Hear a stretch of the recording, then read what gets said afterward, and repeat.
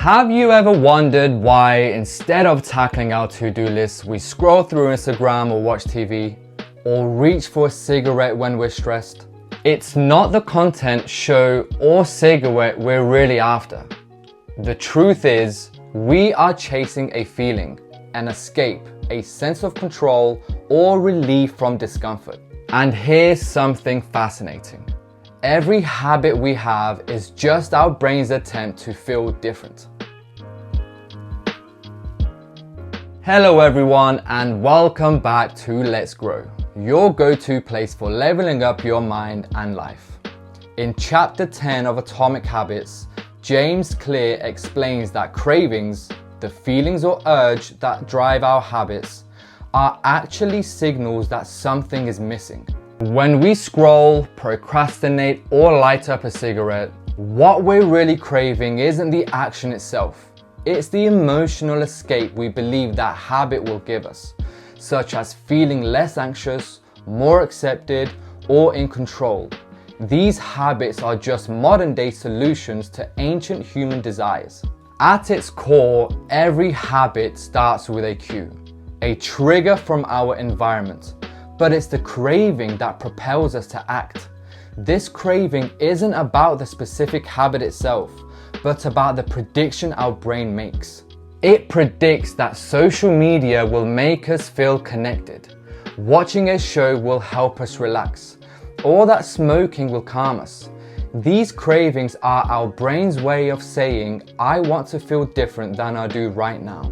Clear explains that this process happens in an instant. We see a cue, our brain runs a mental simulation, and we predict what action will help us change our internal state. It's not reactive, it's predictive. And over time, we associate certain actions, good or bad, with solving our problems. This is why we return to the same habits, even when we know they don't serve us. Here's a great example. One person might ease stress or anxiety by smoking a cigarette, while another might go for a run. Both are responding to the same underlying motive, to reduce stress or anxiety. But the habits they choose differ based on their associations. This is why our current habits aren't necessarily the best solutions. They are just the ones we've learned to associate with feeling better.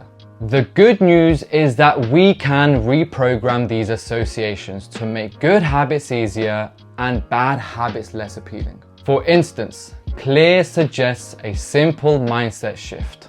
Instead of saying, I have to work out today, we can say, I get to work out today.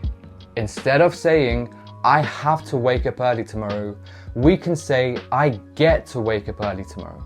This one word change turns a chore into an opportunity. It reframes the habit into something positive, which helps us stick to it. When we can pinpoint what we're really craving, whether it's relief, connection, or control, we can find healthier ways to meet those needs.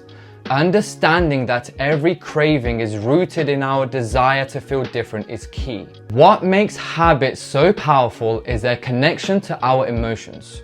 Every habit we repeat has successfully addressed a deeper motive at some point in the past. If we want to break bad habits and build good ones, we need to pay attention to the feelings driving them. When we associate positive emotions with good habits, they become irresistible. And when we connect negative emotions to bad habits, they lose their appeal.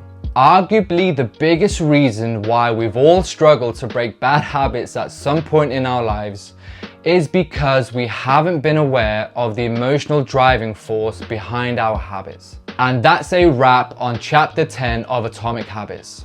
If you found this video helpful, please give it a thumbs up and subscribe to the channel for more content on leveling up your mind and life.